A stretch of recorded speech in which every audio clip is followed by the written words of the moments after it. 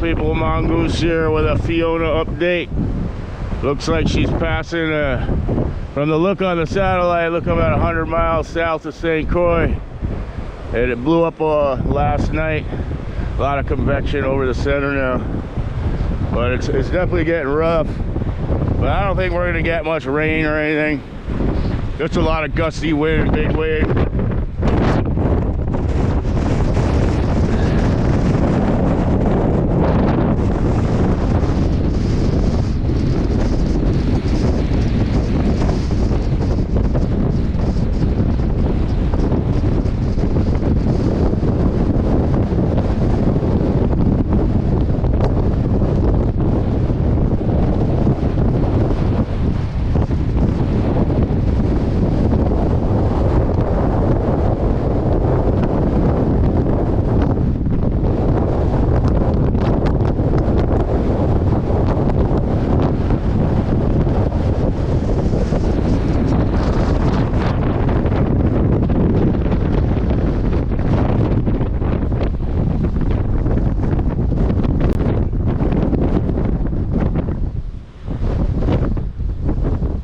Yeah, that storm is definitely strengthening.